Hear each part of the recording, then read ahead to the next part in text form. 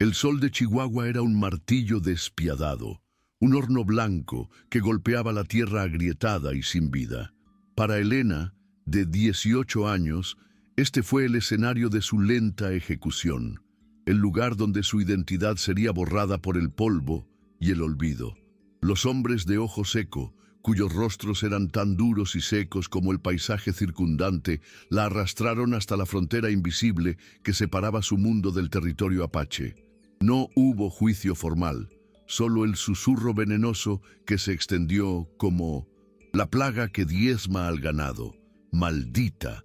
Su existencia se había convertido en un chivo expiatorio de la ira de Dios y la miseria de los hombres. Fue abandonada como una ofrenda no deseada, una carga transferida a los bárbaros que todos temían. Las manos que la empujaron a la soledad fueron las mismas que una vez le ofrecieron pan. El sonido de las herraduras alejándose en la distancia era el último vínculo con la humanidad que conocía. Un sonido que el silencio del desierto se tragaba con aterradora codicia, dejándola sola con un terror que tenía un nombre y una forma, el de ser encontrada. Acurrucada bajo la sombra desvencijada de un árbol de yuca, su vestido de algodón ya manchado y su dignidad hecha jirones, Elena sintió más que el miedo a la muerte. Sintió la aplastante confirmación de una vida de desplazamiento. Su largo cabello negro y piel bronceada, rastros de una herencia mestiza que la distinguía, siempre la habían dejado al margen en ojo seco.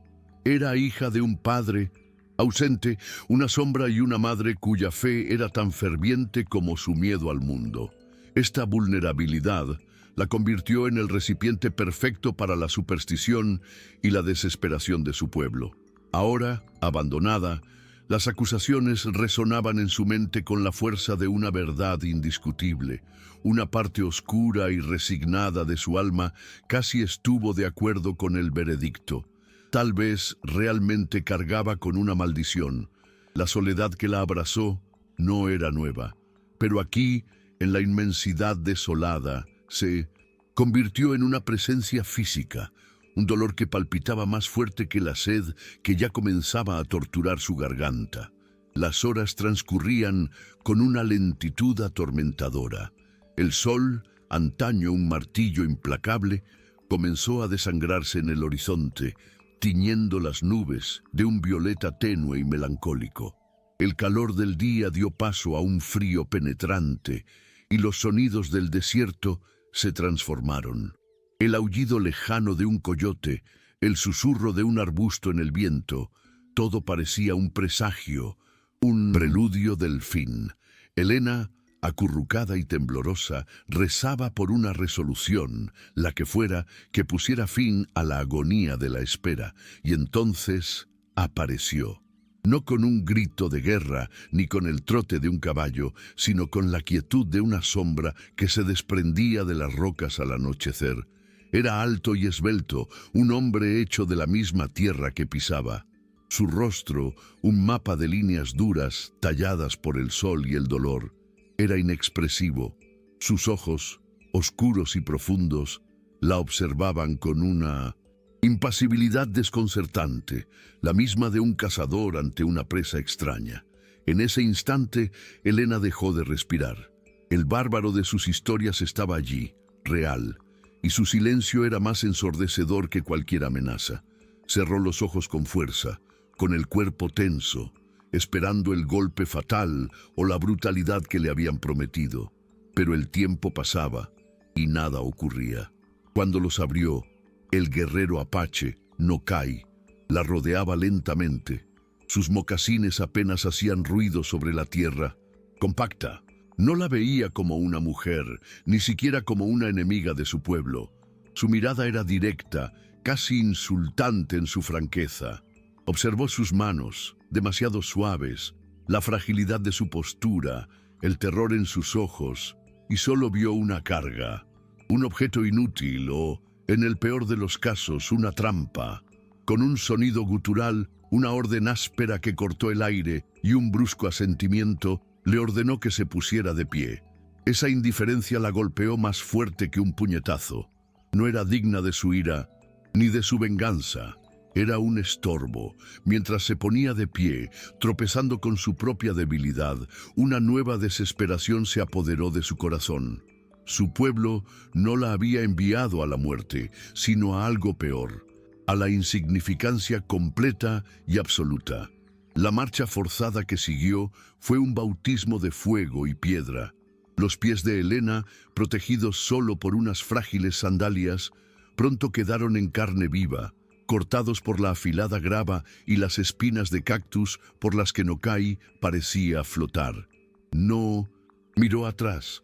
Su ritmo era el de la supervivencia misma, constante e implacable, una fuerza de la naturaleza arrastrándola a su paso.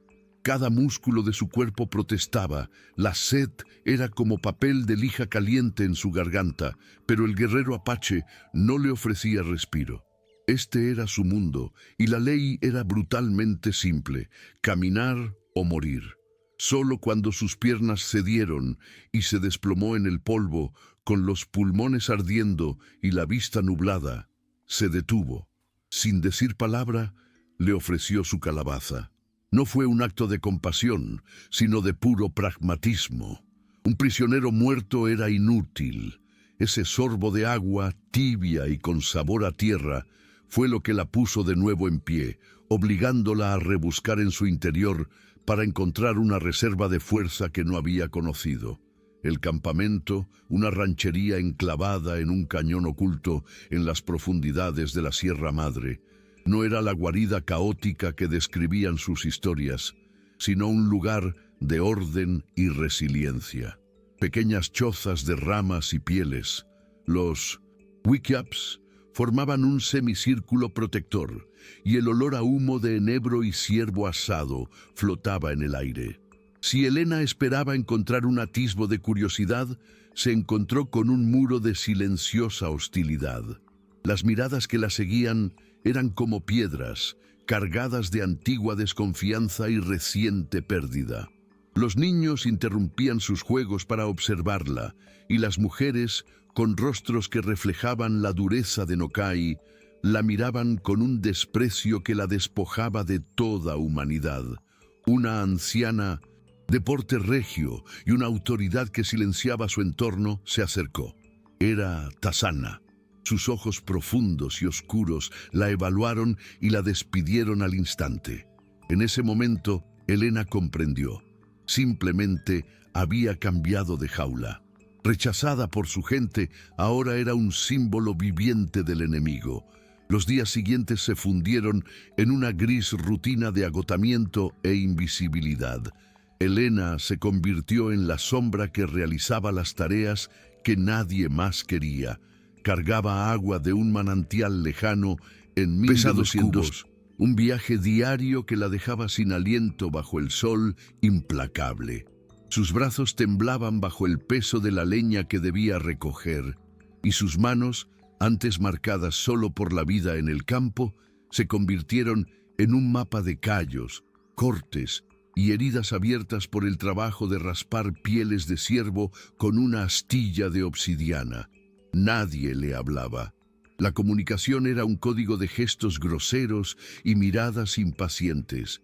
Por la noche comía las sobras sola, sentada lejos del calor y las historias de la fogata principal.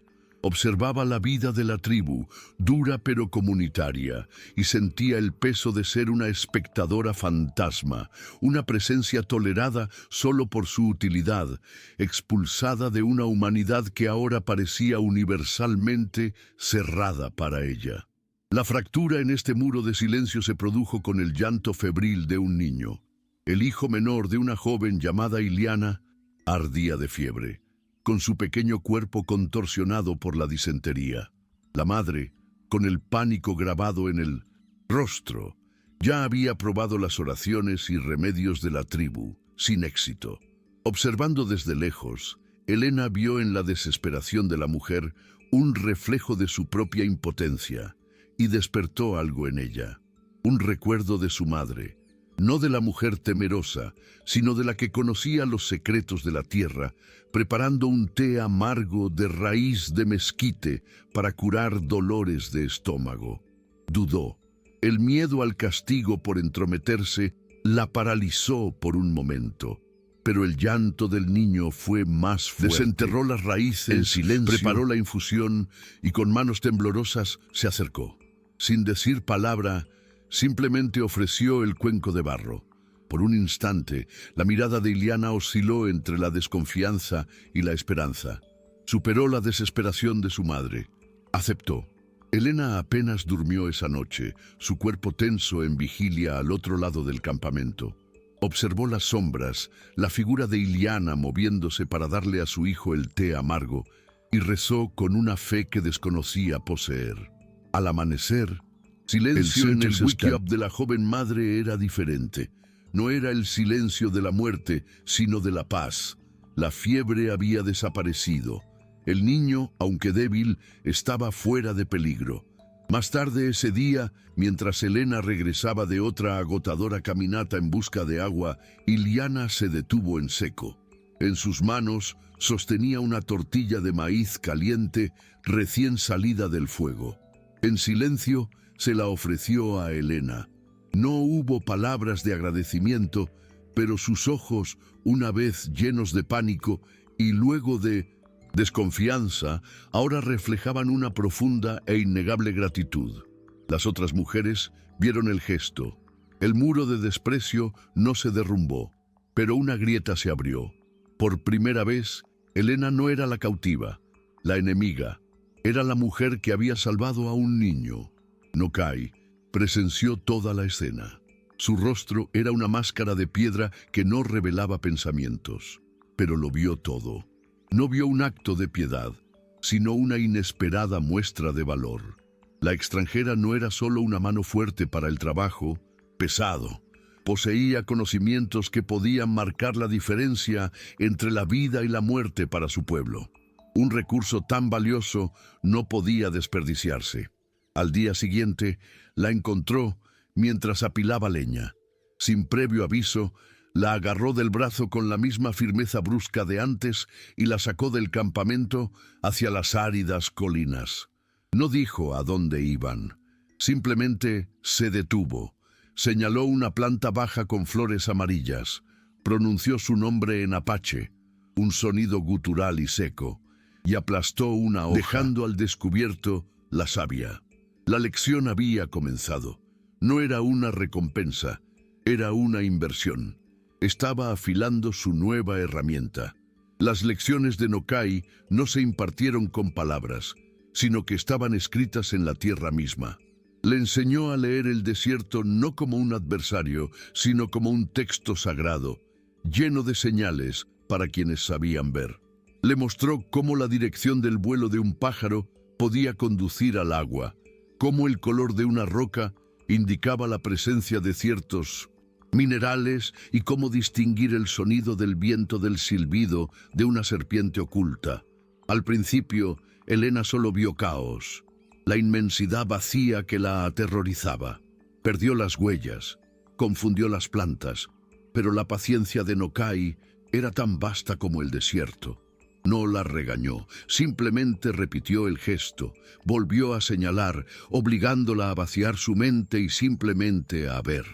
Poco a poco, sus sentidos, antes embotados por el miedo y el dolor, comenzaron a agudizarse. El mundo que la rodeaba adquirió una profundidad que nunca había imaginado. Estaba aprendiendo el lenguaje del silencio y con él a ver el mundo a través de los ojos de su reticente maestro. Sin embargo, cada paso que Elena daba en el mundo apache era observado por la mirada severa de Tasana. La matriarca no vio a ningún aprendiz.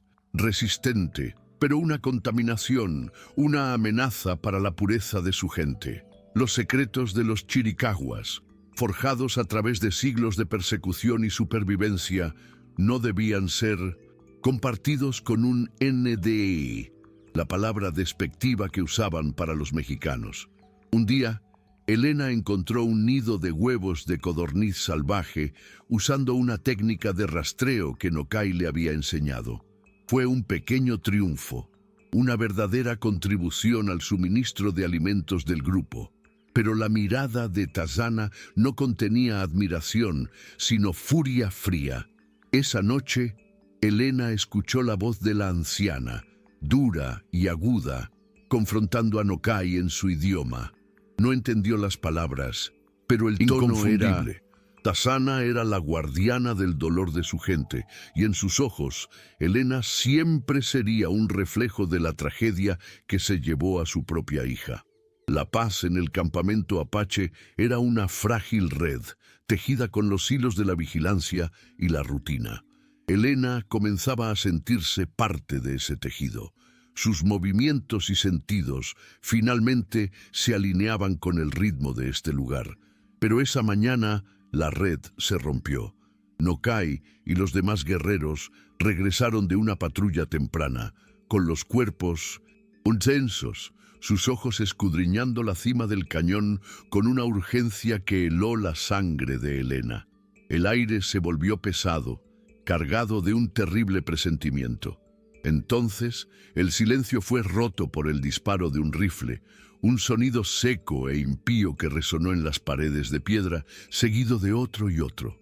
Eran los cazarrecompensas, hombres blancos y mexicanos que cazaban apaches por cueros cabelludos, con los rostros distorsionados no por la guerra sino por la codicia. Invadieron la ranchería con ferocidad ciega, un torbellino de violencia y odio que buscaba la aniquilación, no la conquista, revelando un salvajismo que Elena nunca había presenciado. En medio del caos, Elena se refugió en unas rocas, con el corazón latiendo desbocado. Eran hombres de su mundo, hablaban su idioma. Por un instante vertiginoso, un instinto primario le gritó que corriera hacia ellos, que se rebelara, que suplicara que la salvaran y la llevaran de vuelta a la civilización. Esta era su oportunidad de escapar. Pero entonces, a través del humo y el polvo vio a uno de los cazadores, un hombre de bigote espeso y mirada cruel, golpear a Tazana con la culata de su rifle, derribando a la anciana con absoluto desprecio. La imagen destrozó algo dentro de Elena. La brutalidad desenfrenada, el desprecio por la vida y la vejez, era un reflejo distorsionado y espantoso del prejuicio que la había expulsado de su hogar. En ese instante, el concepto de pueblo se hizo añicos.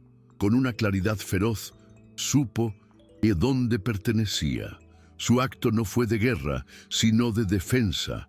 Agarró a dos niños pequeños que lloraban desesperados y, utilizando el conocimiento del terreno que Nokai le había dado, los guió hasta una grieta segura en las rocas.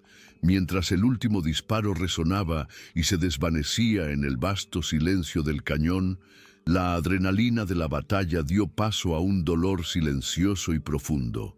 El olor a pólvora se mezclaba con el hedor metálico de la sangre y la ranchería, antaño un lugar de vida austera, se había convertido en un santuario de duelo.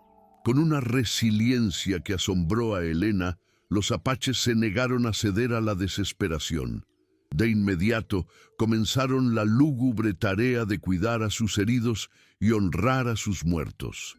Fue en medio de esta escena que Elena emergió de su escondite, guiando a los dos niños temblorosos, pero a salvo. Al entregárselos a su madre, recibió un fuerte abrazo a cambio, un gesto de gratitud que valía más que 1000 palabras. Al otro lado del campamento, sus ojos se encontraron con los de Nokai. Estaba junto a un guerrero caído, pero su mirada se detuvo en ella.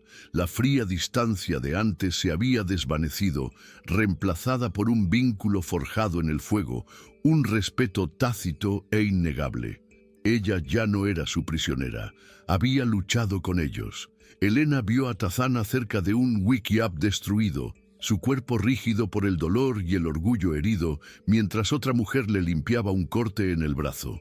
La matriarca, símbolo de resistencia y tradición, era vulnerable, víctima de la misma brutalidad que las había unido ese día. Impulsada por un impulso que superó su miedo, Elena llenó una calabaza con agua limpia de su propia reserva y se acercó a la anciana. Esperaba ser repelida con un gruñido, un gesto de desprecio. Se arrodilló y ofreció el agua en silencio. Tassana levantó el rostro y sus ojos oscuros, que durante tanto tiempo habían ardido de odio, ahora reflejaban un profundo agotamiento y un conflicto visible. La anda había salvado a los niños de su clan. La extranjera se había arriesgado por ellos. Después de un largo y pesado silencio, Tassana extendió la mano y aceptó el agua. No fue perdón, sino reconocimiento. En ese gesto, el muro entre ellas finalmente se derrumbó. La vida en la ranchería se reanudó, pero algo fundamental había cambiado. Elena ya no era la paria, la sombra que realizaba tareas no deseadas. Su lugar ahora estaba entretejido en la vida cotidiana de la comunidad. Iliana, con gentil paciencia, le enseñó a trenzar fibras de agave, transformándolas en fuertes cuerdas. Tassana, en su austero silencio, permitió que Elena la observara preparar medicinas, impartiendo conocimiento sin palabras, un gesto de confianza que valía más que cualquier elogio. Aprendió a moler maíz, a cocinar venado al fuego, y las palabras apaches, una vez una barrera, ahora se convirtieron en puentes. La postura de Elena, una vez encorvada por la vergüenza y el miedo, se enderezó. Sus ojos ya no barrían el suelo, sino que se encontraban con los de los demás, con una nueva y serena confianza. La maldición de Ojo Seco estaba siendo lavada por la aceptación de aquellos a quienes le habían enseñado a odiar, demostrando que el hogar es donde el corazón encuentra respeto. Una noche, cuando la luna llena bañaba el cañón con una luz plateada, Elena encontró a Nokai, apartado del campamento, observando la inmensidad con su solitaria figura. Había una quietud en él que no era de paz, sino de dolor. Se acercó en silencio, ya no como la cautiva temerosa de su captor, sino como una igual, y se sentó a una distancia respetuosa. Después de un largo rato, él habló, con la voz más baja y ronca de lo habitual. No la miró a ella, sino a las estrellas, y le habló de su primera esposa, de su sonrisa, de cómo había muerto en un ataque sorpresa, así como de lo que acababan de sufrir. Por primera vez, la armadura del guerrero se desprendió, revelando al hombre que se escondía bajo ella, un hombre que había sufrido las mismas pérdidas que el resto del mundo. Elena no dijo nada, simplemente escuchó, reconociendo en su corazón el lenguaje universal del dolor. En esa vulnerabilidad compartida, se selló entre ellos un vínculo más fuerte que el de maestro y aprendiz. Los meses siguientes fueron una paz forjada en la adversidad. La estación seca se intensificó, pero el espíritu de la tribu, unido por la reciente batalla, resultó inquebrantable. Elena se convirtió en un pilar silencioso dentro de esta unión. Fusionó la sabiduría de su madre sobre las hierbas de las llanuras con las técnicas de supervivencia que Nokai le había enseñado para las tierras altas, descubriendo nuevas fuentes de alimento y medicinas desconocidas para los propios apaches.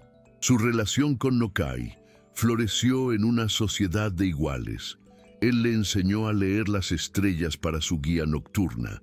Ella le enseñó suaves canciones españolas que hablaban de lluvia y ríos crecidos. Fueron momentos de silenciosa ternura. Una pluma de águila que él le dejó, un parche que ella cosió en su carcaj, los que construyeron un puente sólido sobre el abismo de sus orígenes. Por primera vez, Elena no sintió que pertenecía, sintió que el lugar le pertenecía.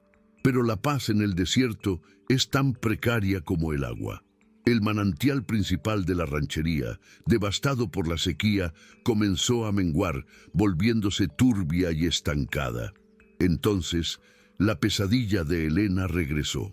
Uno de los guerreros enfermó, con el cuerpo consumido por una fiebre alta y la misma disentería que había afectado al ganado en Ojo Seco.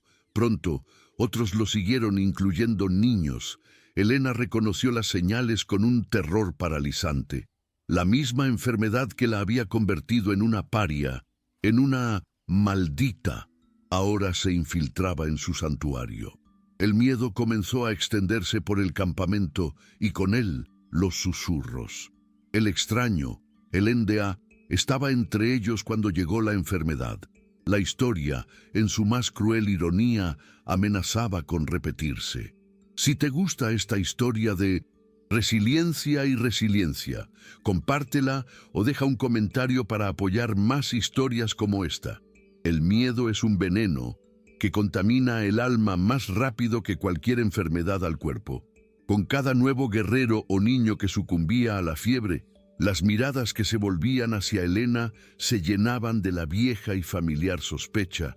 Los susurros comenzaron en los rincones sombríos de la ranchería, serpenteando como serpientes. La maldición la siguió hasta aquí, decían. Trajo la plaga de su pueblo a nuestro hogar. Iliana y las familias a las que Elena había ayudado la defendieron con uñas y dientes, pero sus voces eran islotes de razón en un mar de pánico creciente. Tazana, la matriarca, guardaba un silencio torturado. Sus ojos observaban cómo Elena se desenvolvía, aplicando su conocimiento incansablemente para aliviar el dolor, pero también veía a su pueblo debilitarse. La anciana se debatía entre su gratitud por la joven y las tradiciones ancestrales que buscaban una causa, un culpable para lo inexplicable. Y en este vacío de certeza, la superstición encontró terreno fértil para crecer. Y entonces el pilar que mantenía unido el mundo de Elena se derrumbó. Nokai, el hombre que parecía inmune a la debilidad, que era tan parte del paisaje como las propias montañas, cayó enfermo. La fiebre lo consumió rápidamente y su fuerza, una vez legendaria, se desvaneció, dejándolo frágil y delirante. Verlo así, su cuerpo temblando bajo las pieles, el sudor corriendo por su rostro pálido, fue un dolor para Elena más agudo que cualquier abandono. Para el resto del campamento, la caída de su mayor guerrero fue la confirmación de sus miedos. Las acusaciones contra Elena dejaron de ser susurros y se convirtieron en un clamor. Estaba acorralada, reviviendo la pesadilla de Ojo Seco, pero la joven asustada de antes se había ido. Mirando al hombre que le había enseñado a ver el mundo y a sí misma, tomó una decisión. No huiría. Desafiaría el destino y la ignorancia. Ella lo salvaría. Mientras el campamento se hundía en la desesperación, un recuerdo ardía en la mente de Elena como una brasa en la oscuridad.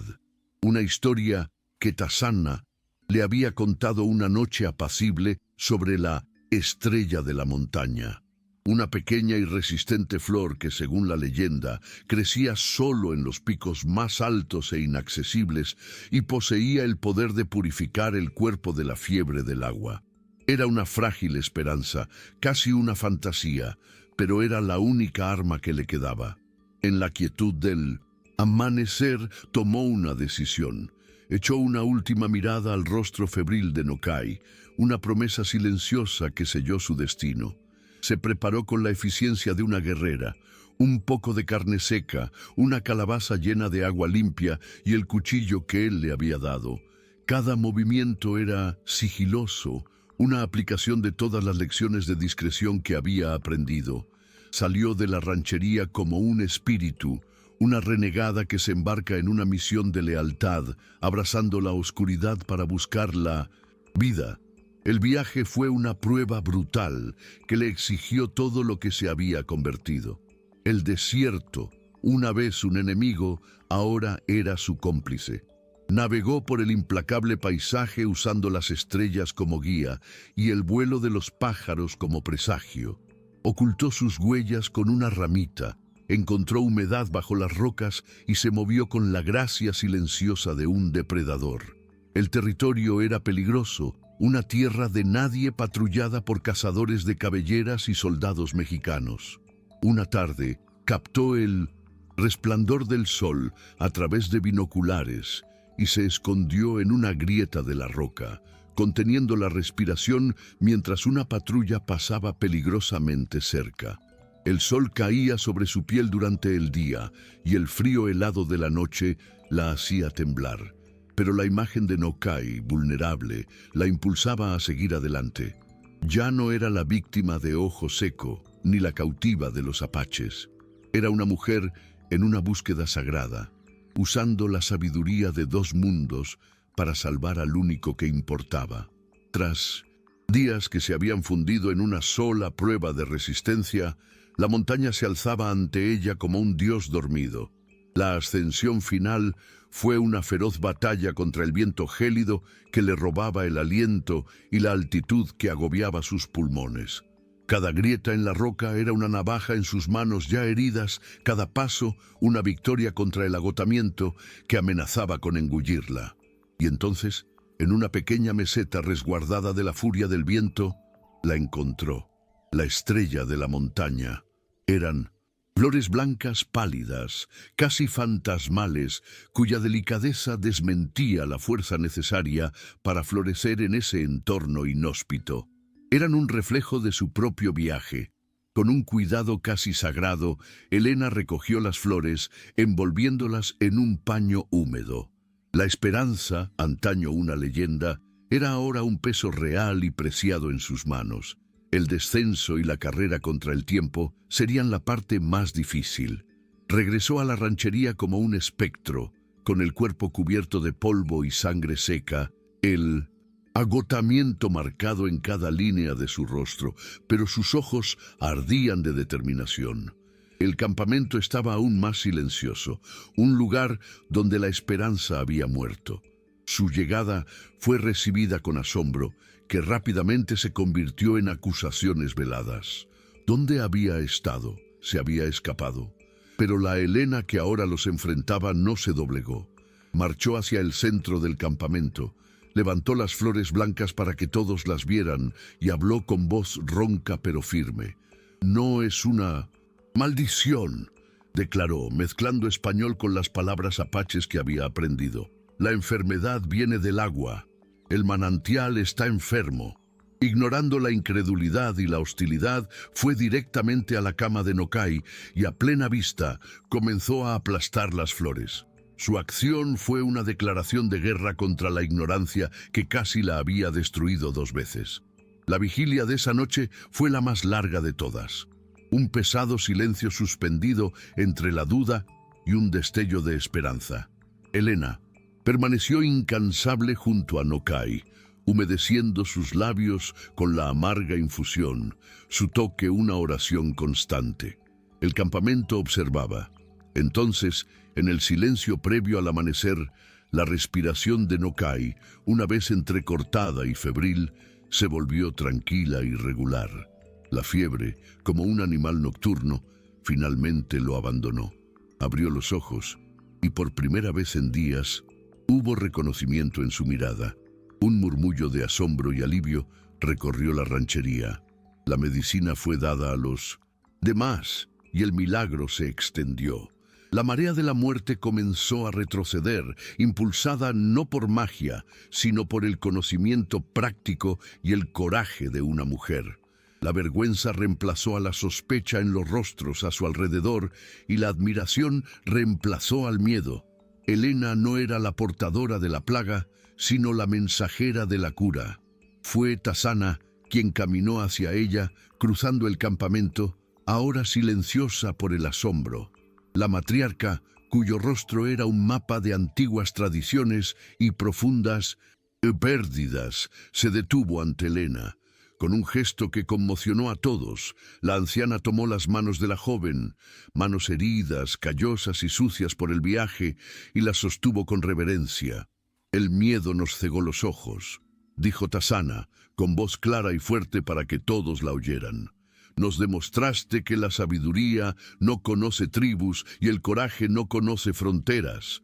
No eres la extranjera, eres Isungon Tu-Yaí. El nombre resonó con poder, la que camina entre mundos.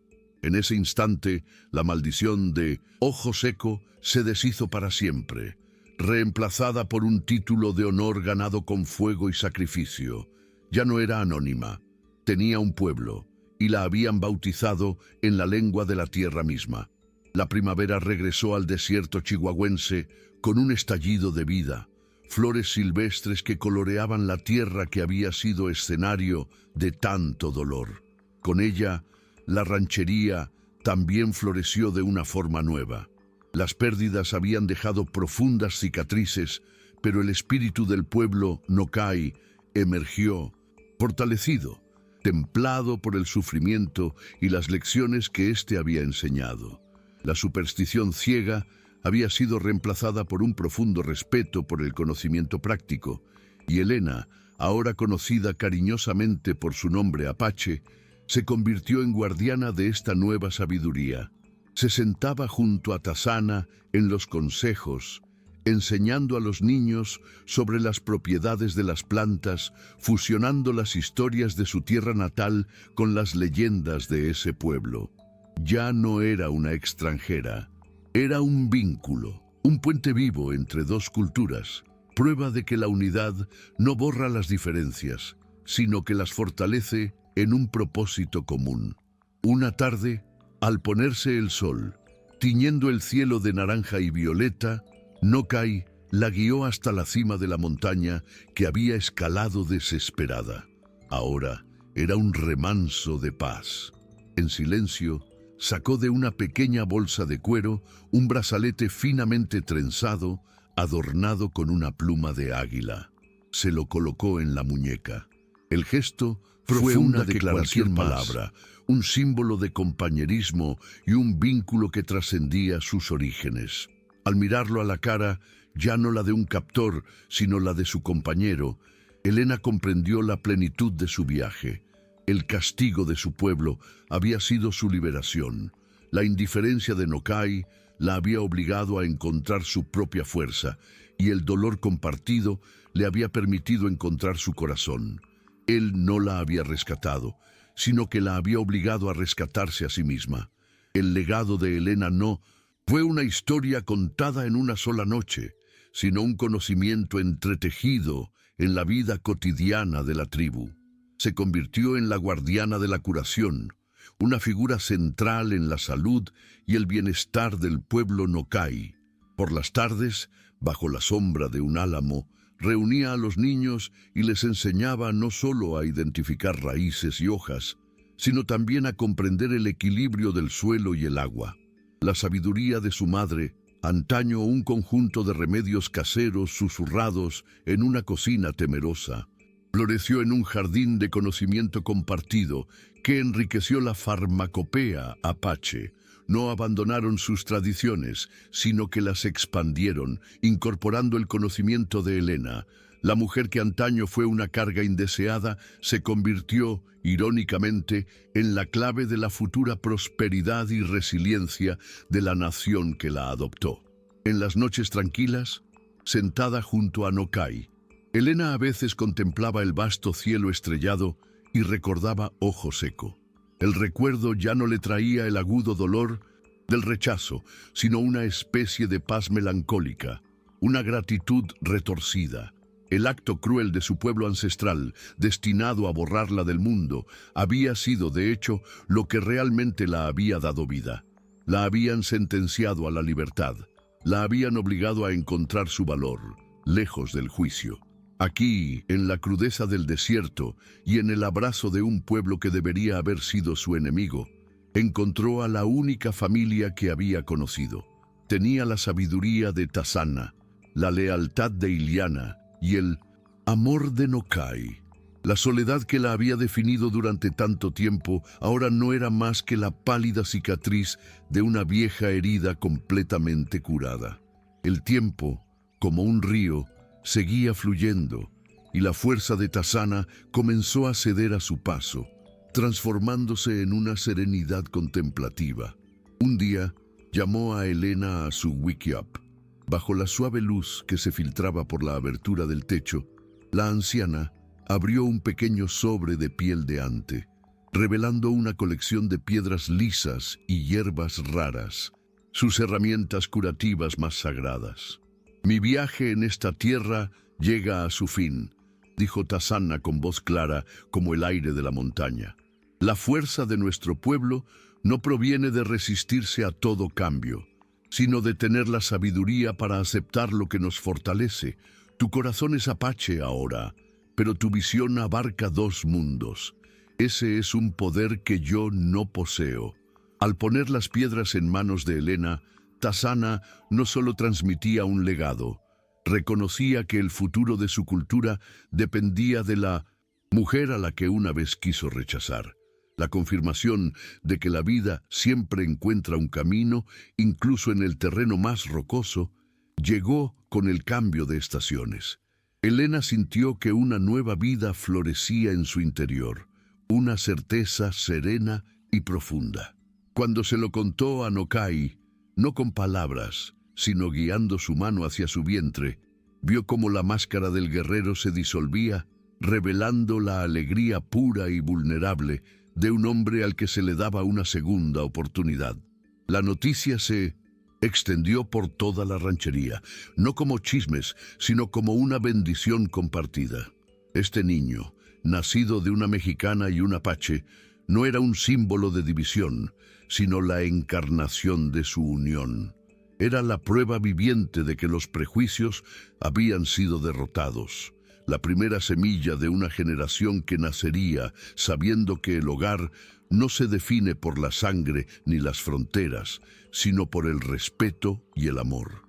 Pasaron 4 años, marcados por el paso de las estaciones y una paz duramente ganada. El hijo de Helena y Nokai, un niño de ojos brillantes y cabello oscuro llamado Akeche, que significa guerrero, era el corazón palpitante de la ranchería. Una tarde, Helena lo observó. Con un trozo de carbón, dibujó los símbolos apaches del caballo y el águila en una piedra lisa, tarareando una suave melodía española que ella le había enseñado. Nokai se acercó en silencio. Sentado a su lado, el orgullo en su rostro era una fuerza silenciosa y profunda. El niño, que aprendería a rastrear como su padre y a sanar como su madre, era la prueba viviente de que dos culturas no solo podían coexistir, sino crear algo nuevo y más fuerte.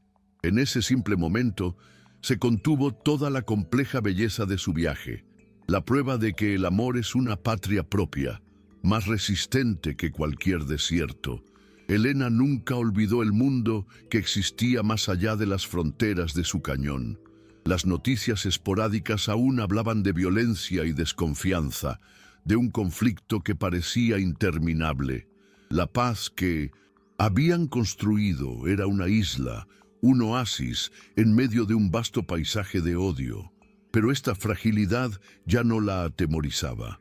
Había aprendido que la verdadera fuerza no reside en la ausencia de peligro, sino en la capacidad de afrontarlo con unidad y sabiduría. La comunidad de Nokai, enriquecida por su presencia y transformada por la adversidad, se había convertido en un baluarte de resiliencia. Ojo Seco le había enseñado la fragilidad de los muros construidos por el hombre. La Sierra Madre le había enseñado que el único refugio infranqueable es el que se construye en el corazón de quienes uno elige como familia. Un día, mientras ayudaba a su hijo Akeche a cuidar una pequeña parcela de maíz apache y tomates que Helena había conseguido de un comerciante, el niño preguntó con la inocencia de los niños: «Mamá, ¿cómo era tu otro hogar?». Helena se detuvo con la mano cubierta de tierra. Miró el rostro curioso de su hijo, a Nokai, que los observaba con una sonrisa amable, y a las montañas que los custodiaban. «Mi otro hogar me echó raíces, hijo mío», respondió con voz serena, «pero fue aquí, en esta tierra y con esta gente, donde aprendí a volar». En esa sencilla respuesta residía la verdad de toda su vida, el perdón por el pasado, la gratitud por el presente y la aceptación de que el hogar no es de donde venimos, sino lo que construimos con nuestras propias manos y nuestro propio corazón. Al caer la noche, las fogatas de la ranchería ardían y el sonido de los tambores y las risas de los niños resonaba suavemente por el cañón. La comunidad, un mosaico de historias y resiliencia, prosperaba. Elena, la que camina entre mundos, estaba junto a su esposo, con su hijo en brazos, contemplando el círculo de luz y calidez que era su familia. La mujer que había sido condenada a muerte por la ignorancia de su pueblo, encontró la vida en los brazos de aquellos a quienes se suponía debía odiar. El acto de crueldad que se suponía la silenciaría fue lo que le dio su voz más poderosa. Y en la ironía más hermosa y profunda del destino, la maldición se había convertido en la bendición, el paria en el pilar, y el desierto, una vez su sentencia, se había convertido para siempre en su jardín. El viaje de Elena es un testimonio de la fuerza que reside en la resiliencia y la esperanza que puede surgir incluso del terreno más árido por los prejuicios. Es la prueba de que la familia es a menudo una elección que hacemos y un puente que construimos con valentía y empatía. Si este viaje te ha inspirado de alguna manera y crees que historias como esta merecen ser escuchadas, considera suscribirte a nuestro canal y compartirla.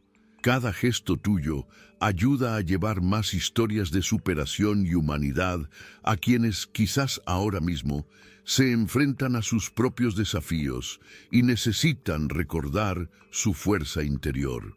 Queremos sentir tu presencia en nuestra comunidad y saber dónde te encontró esta historia. Deja un comentario abajo diciéndonos de qué ciudad, estado o país vienes nosotros en este viaje. Leer de dónde vienes nos conecta y nos anima a seguir buscando y compartiendo historias que derriben fronteras y nos recuerden la dignidad y el amor que nos unen. Únete a nuestro círculo, comparte tu luz y ayúdanos a difundir más esperanza por todo el mundo. Muchas gracias por ver y ser parte de esto.